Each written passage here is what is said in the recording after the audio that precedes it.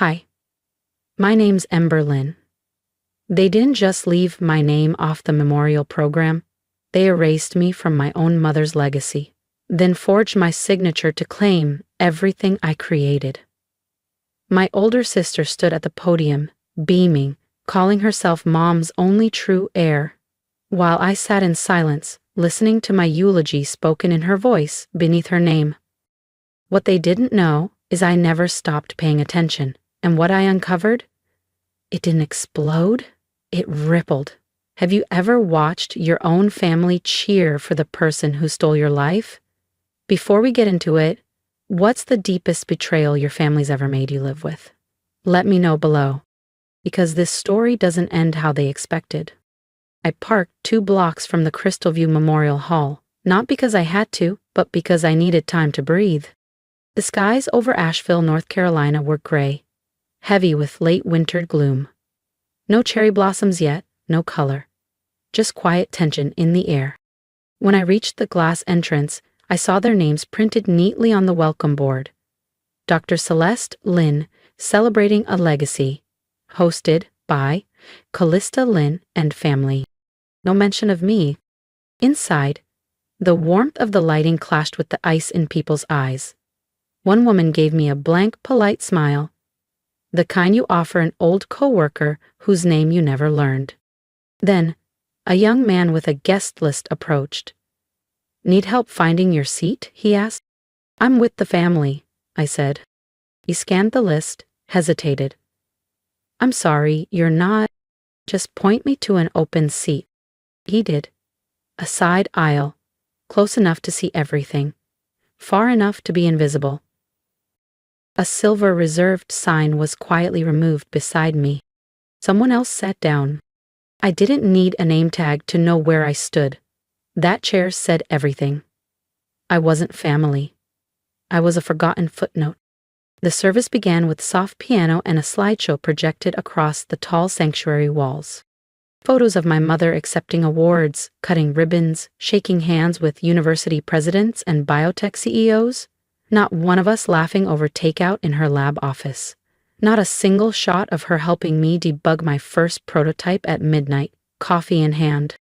Only the polished legacy. Then Callista stepped onto the stage. She wore a jet black dress, sharply cut and tailored like it was made of steel. Her voice didn't shake. My mother believed in progress, innovation, and purpose, and today, as the CEO of Lynn Tech, I promise her vision will thrive.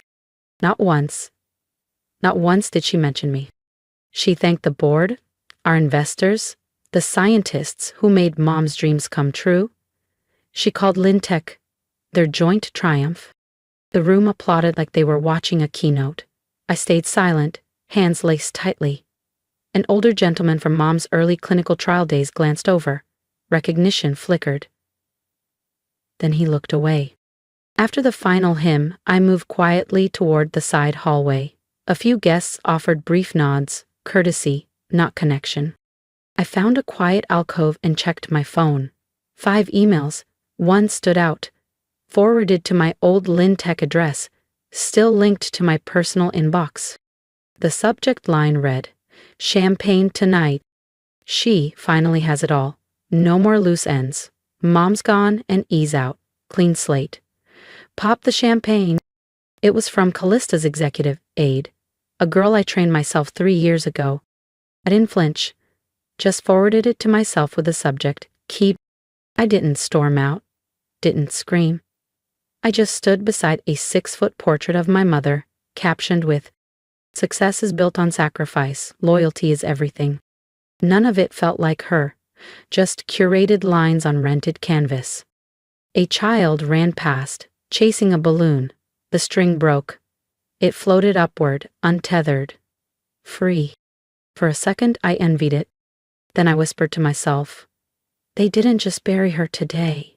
They buried me, too. The inheritance meeting came 5 days later. Lynn Tech's Asheville campus. I arrived early, using the loading dock stairs instead of the glass elevator. The silence hit like concrete. Everyone had already chosen their side. And it wasn't mine. The conference room looked the same, high polish walnut, carafes of water, corporate perfection. A looped video of Mom's highlights played in the corner. I was guided to the farthest seat. No folder, no nameplate. Cassian Wolf, our legal counsel, cleared his throat. As filed in the revised will dated 6 months prior to Dr. Celeste Lynn's passing, the following allocations are confirmed. 6 months. Ally primary assets, equity, and voting control of Lynn Tech shall transfer to Callista Lynn, along with all patents and branding rights. Callista leaned back, composed. She nodded like this was destiny fulfilled. Cassian continued. Aber Lynn shall receive a framed portrait of her mother, a handwritten letter, and a one-time honorarium of $50,000 0 cents. No gasps, no outrage, just polite nods. Some board members applauded. Callista stood and smiled at them, offering quiet thanks. Mom would have wanted this. Let's honor her legacy. With clarity, I didn't move. Not until the room cleared. Cassian lingered. Ember, he said softly, can we talk? He led me to a private office and pulled out a folder. I want you to see this, he said, sliding it across the table. I knew that document. I'd seen it before. My signature was at the bottom. But something wasn't right. Dated 3 years ago. I scanned the top. Limited power transfer for internal reallocation. Lynn Tech Holdings, LLC. I remember this, I said quietly. Callista said it was just to handle some legal formalities during the Bloom Tech acquisition. Temporary. Cassian nodded, jaw clenched. It should have been. But the document wasn't time-limited, and last quarter it was amended. An addendum was added, making it permanent. Al and I looked up slowly. Who filed that? He hesitated. Filed through her team's legal channel. It's technically valid, but morally... His voice trailed off. So she didn't just take it. She used my trust, my hand, my signature. I leaned back in the chair. It felt like the air had been pulled from the room, like my lungs were trying to drink from an empty glass. Outside, sunlight had finally pierced the clouds, slicing golden angles across the floor. I stepped into the hallway, still clutching the document. On the receptionist's counter lay a silver frame. My mother and me, on a wind-swept cliff, arms around each other. My smile was real in that photo, my eyes still open. I carried it to my car, laid it face down in the back seat. Inside, I took a screenshot of the POA amendment and created a folder titled, Truth, Not Tears. It wasn't just a label, it was a vow. No more parking lot panic attacks. No more letting Callista script me out of my own story. No more quiet exits. A memory surged. Tea on the back porch 3 years ago. Callista, smiling softly as she passed the papers. Just sign here, she'd said. You trust me, right? And I had. That would never happen again. The silence after betrayal has a sound. A low hum, steady and sharp. It clung to me like static as I sat beside my mother in the back of a town car, being driven to a gala honoring a company I helped build. 2 weeks had passed since the will was read, since the truth had been used like a knife I didn't see coming. Now I was attending a tribute to a legacy I'd poured myself into while being erased from it. The event was in San Francisco's Marina District. Modern, glass-fronted, glamorous. The kind of place that whispered well through clean lines and curated lighting. My invitation hadn't come from Lynn Tech. It had come from an old colleague, one of the few who still remembered decency. You should be there, she'd written. Inside, the lobby glittered with nostalgia. Enlarged photos of milestones lined the entryway. Construction, press conferences, lab breakthroughs. A towering glass sculpture spiraled upward in the center, legacy through innovation. A looped digital display scrolled the names of founders, visionaries, key contributors. Mine wasn't there. On every seat, a folded program. On the back cover, Callista's professional portrait and bio. The tribute film would start at 7:10 sharp, followed by her keynote. I sat near the back, beside a junior assistant who kept glancing at her smartwatch. My mother sat quietly, her hands folded. She hadn't said much since the inheritance was announced, but her silence wasn't from confusion. It was practiced. 7:10. The lights dimmed. The film opened with footage of my mother in her early research years. White coat, goggles, beaming. Calista joined in every milestone photo, every groundbreaking, every handshaking moment. She narrated the video herself with a voice polished for PR. I recognized the rhythm. It was my writing. Altered, stripped, but mine. Then came a scene from our 2018 pitch at the Global Tech Summit. The video had been cropped. I had stood beside her that day, delivering half the speech, but here, Calista stood alone. My body, my voice, vanished. A woman beside me leaned in. "Weren't you in that pitch too?" "I wrote that speech," I said flatly. She blinked. "Huh." That was it. When the video ended, Calista took the stage, glowing under the spotlights. "I thank everyone who built this dream with me," she said, "especially those who stepped aside so others could lead." The line landed with a polite ripple of applause. I didn't look around, I knew what she meant. I hadn't stepped aside. I had been edited out. I rose, my mother followed. Outside, beneath a velvet sky and steel dust breeze, she lit a cigarette, something I hadn't seen her do in years. She took a drag, exhaled slowly, then said, "You know, maybe it's just how things are now," my mother said quietly. "You chose your path." I turned to her. The glow from the streetlight carved shadows across her face. "I didn't walk away," I said. "I was pushed, quietly, and they applauded while it happened." She didn't argue, just took another drag and stared ahead like the skyline held an answer neither of us could say out loud.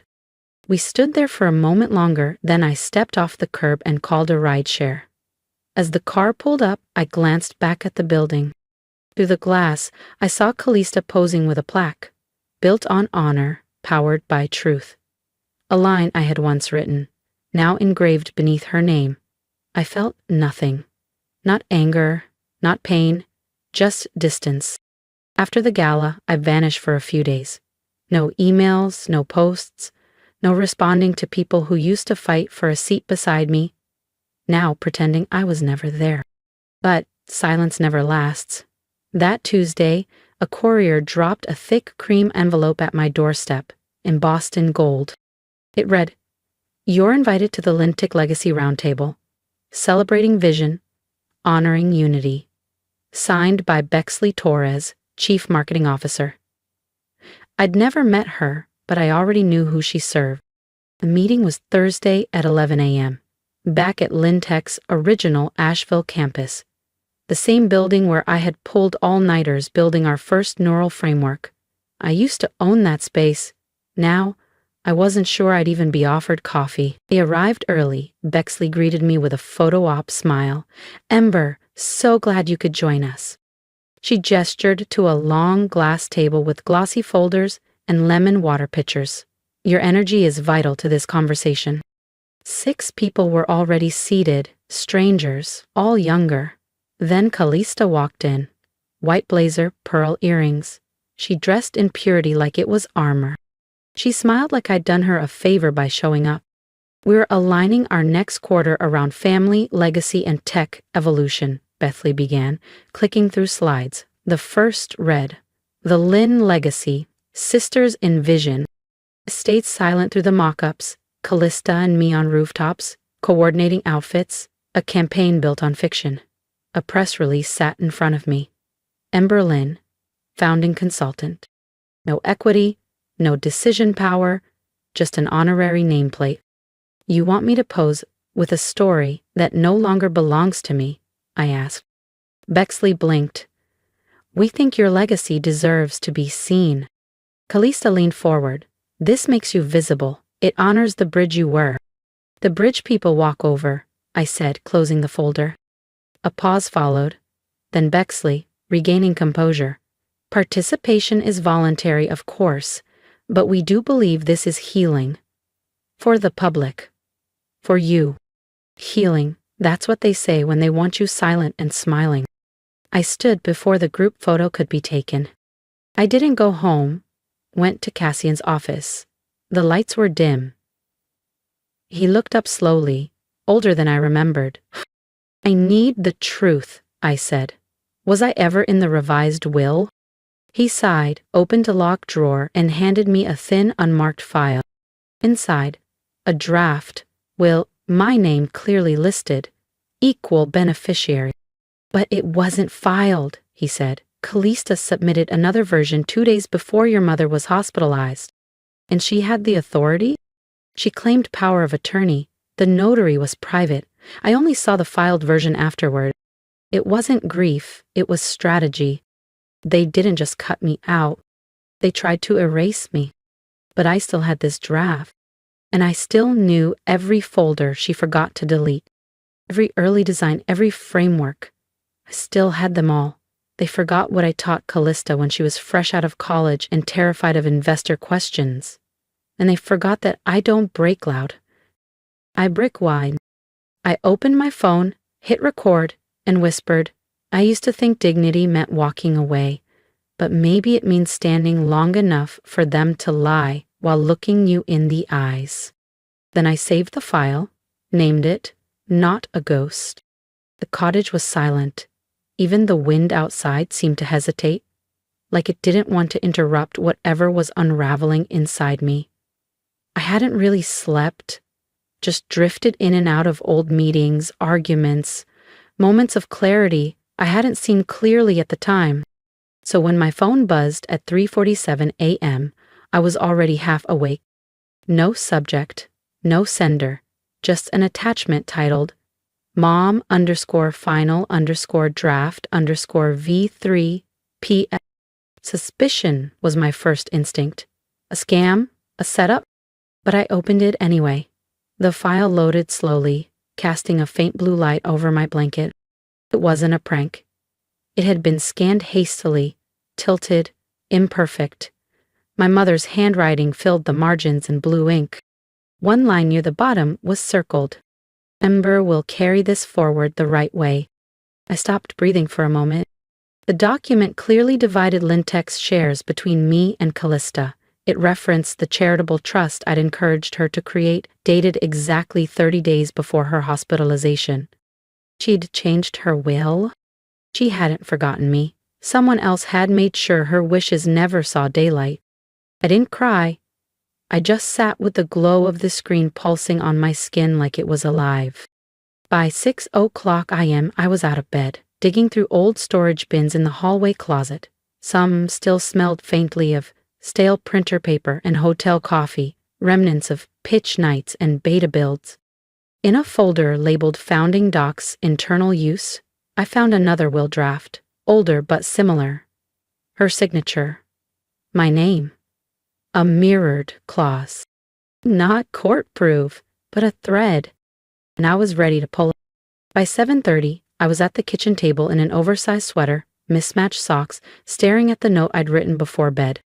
This isn't revenge, this is realignment. I picked up my phone and dialed a number I hadn't touched in years. Marcellus James, Lintec's former logistics director, before Callista reshuffled the leadership. Quiet, brilliant, unshakable. The kind of man who knew exactly how many processors we had running without needing a report. He answered on the second ring, Ember. His voice still had that soft Arizona rhythm, like every word mattered. I need your eyes on something, I said. I think my mother tried to fix things, but it got buried. He paused. Send the file. I'll match it to the internal archives. Thank you, I whispered. He never stopped seeing what was happening, he said, but I wasn't in a position to stop it. No one was, I replied, but maybe now we are. I forwarded the PDF. No message, just like I received it. Then I opened my notes app and typed 2 words, next move. The silence stretched through the afternoon. I tried replying to the anonymous sender. Who are you? It bounced back. So instead of chasing ghosts, I grounded myself the only way I knew. Memory. One kept resurfacing. 6 months before she died, my mother and I were at a cafe near Biltmore Village. She sipped her black coffee, 2 sugars, watching the pigeons like she was reading a market trend. Your sister has fire, she'd said, eyes still on the sidewalk, and braced myself. But you have calm. That's why you'll outlast the noise. It didn't feel like goodbye then. But now I hear it differently. She wasn't blind. She saw Callista's ambition, and she saw my patience. She just didn't realize Callista would weaponize it. That night, I opened a fresh page in my yellow notepad. At the top, what she saw slash what they buried. First bullet, her trust wasn't loud, but it was real. And now, I wasn't chasing revenge. I was restoring truth.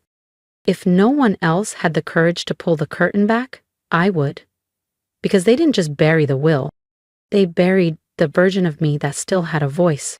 Not anymore. The air inside the old Lintech Records facility smelled of damp concrete and fading toner. My boots echoed softly as I followed Marcellus through a narrow aisle lined with rusting shelves, past boxes no one had touched in years. He hadn't said much since picking me up that morning, only that this place was off the grid, a forgotten storage unit once used before the company's rebrand, locked behind a keypad only he still remembered. He stopped at a dented cabinet. This one. We pried it open together. The folder he handed me was thick, heavy, alive with quiet truth. I kept these, he said, because one day someone was going to want the version not sold to investors. Inside, our early strategy documents. My handwriting next to his. Project brief signed by me and my mother. A flyer from our first pitch night. My name listed first. I held a photo of the 3 of us. Mom, Callista, and me. All smiles. The caption read, "The minds behind Lintech." Dated 4 years before I was erased. I was never gone, I whispered, just overridden. Marcellus didn't speak. His silence said enough. An hour later, the door creaked open again. A young man entered, hoodie pulled tight, glasses fogged. He looked barely 27. "You're Ember?" he asked. "It's strange meeting you. You're not in the system anymore." "That's the problem," I said. He powered up his laptop and opened a mirrored drive. I was on the transition team during the rebrand. I wasn't supposed to keep access, but I saved some logs. He opened a folder labeled legacy_override_backup. Line after line of metadata and internal edits filled the screen. Under project lead, my name had been replaced. Under founder references, blank fields. Under keynote author, Callista's name was stamped over a file from the week I was hospitalized. "They didn't delete you," he murmured. "They rerouted everything, made it look like you were..." Background. I stared at the altered record of a speech I'd delivered to the board. The date matched my hospital stay. Marcellus rested his hand on the table. "This isn't just pain anymore. This is structure. It's intent. And intent is everything," I said, "especially in court." Lyndon cleared his throat. "There's more. Email threads between the comms team and the branding agency. They use this phrase, 'Remove all non-strategic founders from public narrative.' I was the only one that applied to. "Send it to me," I said. "All of it." He handed me a flash drive. "Already on here. I don't know what you'll do with it, but people should know." We left as the sun dipped behind the hills of Asheville. Shadows stretched across the alley. Back home, I laid everything out on the dining table. Flash drives, printed memos, legal pads, my history in fragments. Then I hit record. The phone camera pointed straight at me. No makeup, no filters, just truth. "To the board," I said. And to anyone wondering why I disappeared, I didn't. I was moved. Silently. Strategically. With polish.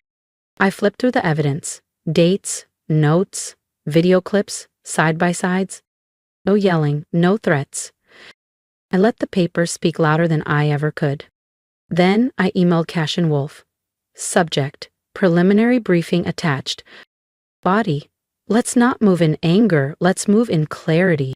In my notepad, I wrote, "They took my name off the wall, Now I'll carve it into the foundation. By the time I stepped into the San Mateo boardroom, every conversation died mid-sentence. Heads turned. I didn't need to raise my voice. My presence did all the cutting. I hadn't stepped into that room in over 4 years.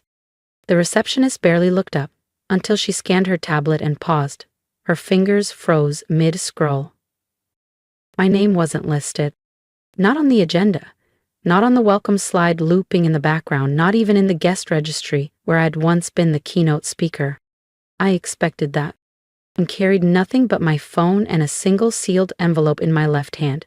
No laptop, no personal assistant, no polished binder.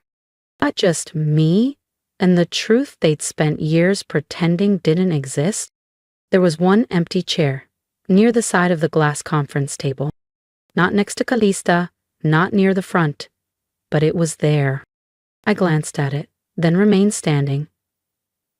That chair would stay empty, not because I didn't belong, but because I refused to sit where they'd decided I should.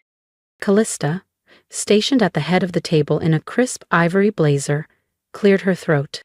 "Thank you all for joining today's quarterly brand review," she began. "I want to start by recentering our mission, legacy through innovation, and the values our mother instilled in this company. Not our mother, not her legacy alone." Her voice smoothed over the past like lacquer.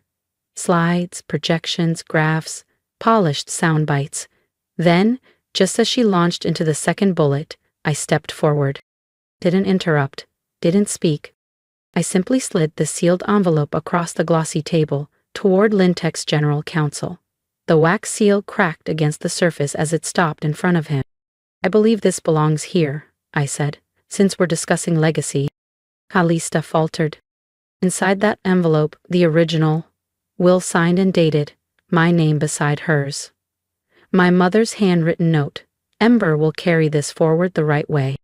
Also inside, metadata records proving tampering, letters from Marcellus verifying my project authorship, a sworn statement from Lyndon, the systems contractor, detailing how my contributions were scrubbed from the archives, and one final email from my mother to legal counsel, time-stamped 12 days before her hospitalization. "I've asked Calista to pause edits until I return from my appointment. Ember and I have one more conversation to finish. I owe her that." The moment the wax seal cracked, Calista stiffened like someone had dropped a lit match in her lap. "I'm not here to reclaim what's been stolen," I said quietly. "I'm here to correct what's been rewritten." Behind her, the screen lit up. The IT technician, once ordered to erase me, had queued a file I had scheduled. No speech, no pitch, just proof. Footage of the company's first pitch night, my voice narrating, slides I built, investor meetings, my mother shaking my hand after we closed our first round of funding. In the photo, the three of us, me, Calista, and Mom, smiling, equal. The voiceover said, "You erased a daughter, but you can't erase a foundation." Silence fell like fog. No coughing, no paper rustling. One board member leaned forward and asked, "Is this true?" Calista didn't answer. Her jaw locked tight, eyes fixed on me. But her white-knuckled grip on the table edge spoke for her. "I won't speak again today," I said, "but I expect you to review everything I've submitted. Quietly, thoroughly, honestly. No drama, no escalation." I turned and left the room, leaving behind a stillness thick as velvet. Outside, wind struck my face like a question, but I wasn't cold. The hearing was held in one of Lintech's arbitration rooms, glass-walled, soundproof, designed for conflict to feel sanitized. Leather chairs in a perfect circle. Fake neutrality. I arrived early. Board members in navy and gray shuffled papers. Calista sat already, head tilted, speaking quietly to her attorney. She didn't look at me. She didn't need to. This wasn't surprise. It was choreography. I took my seat in silence, hands folded in my lap, then waited ready for what curtain rose next. Calista opened first. Her voice, cool and polished, filled the arbitration room like chilled glass.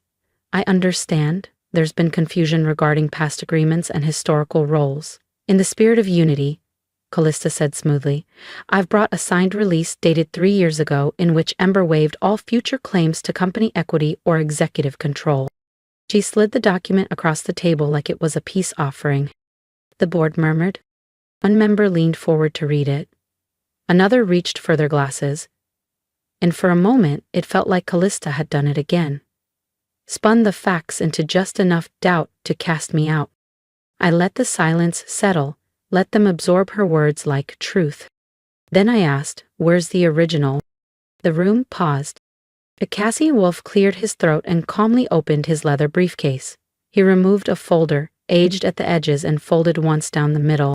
This, he said, laying it beside the copy, is the original agreement. He glanced at the room, then at Callista. It contains a reversal clause inserted by Ember and her mother during initial drafting. If tampering of any foundational company asset is proven at any time, he paused, the agreement becomes void, immediate, irrevocable. The room shifted. Chairs creaked as postures stiffened. Callista's attorney whispered, but Cassian didn't stop. The clause is now active. Callista's eyes flickered, a fracture in her composure. Not panic, recognition. You never activated the clause, she said evenly, because there was no tampering.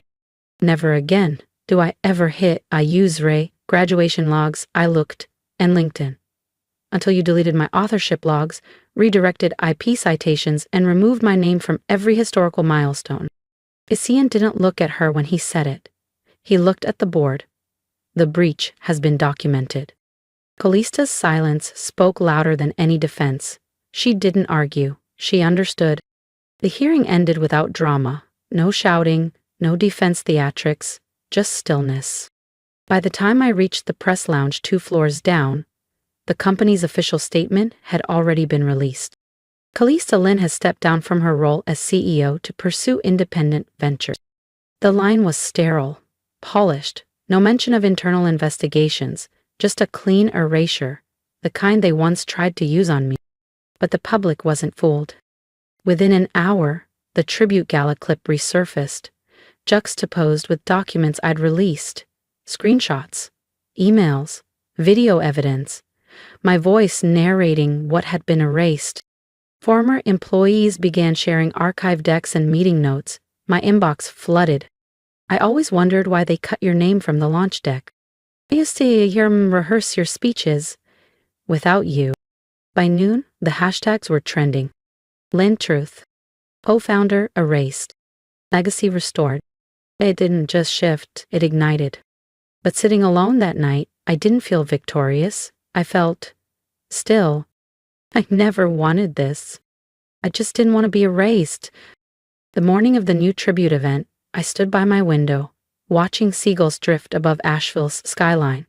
The wind tugged at the edges of the world. An invitation had arrived days earlier, printed, embossed, and for the first time, addressed properly. Ember Lynn, co-founder. I didn't RSVP, I simply showed up. The Lintech atrium had been transformed. Orchids at every pillar, soft strings playing beneath nervous conversation. This wasn't a celebration. It was a rebranding. People nodded politely, some with guilt, others with relief. No one said what they should have years ago. A young woman with a headset led me to my seat. It wasn't on stage.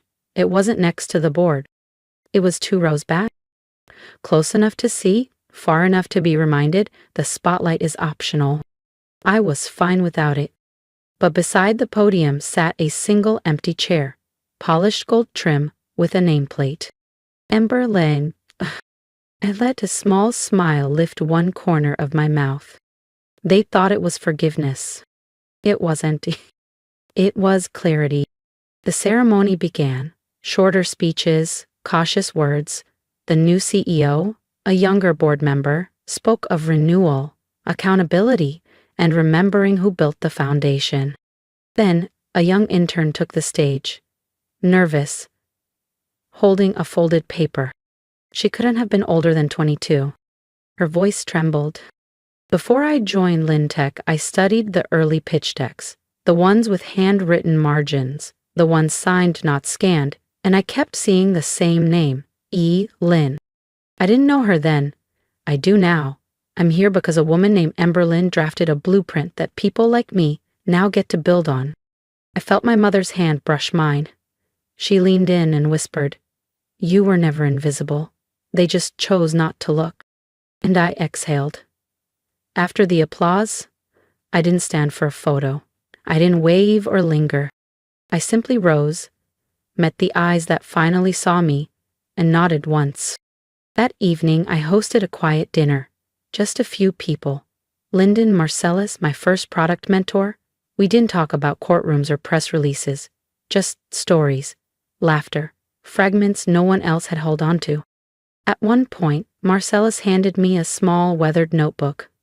"Your mother kept this," he said. "Called it her drawer journal. Said it was for things that mattered but didn't need to be filed." On the first page, in her slanted all-caps handwriting, "You were always the root. You never needed to bloom for them to feel your presence." That night, alone again, I stood by the glass doors, looking toward the darkening water. The wind had stilled. Some chairs aren't meant to be filled, some are meant to remind. Some stories end not with applause, but with truth reclaimed. If you've ever been pushed aside, rewritten, or told you were too quiet to count, then you understand why I chose truth over revenge. I didn't ask for applause, I asked to exist. So if this story moved you, let me know in the comments. Tell me your story. Remind someone they matter, and if you're still in the shadows, remember this. Dignity isn't silence. It's knowing when to speak and when to stand.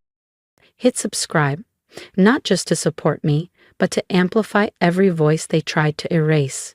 Your seat at this table, it's already waiting.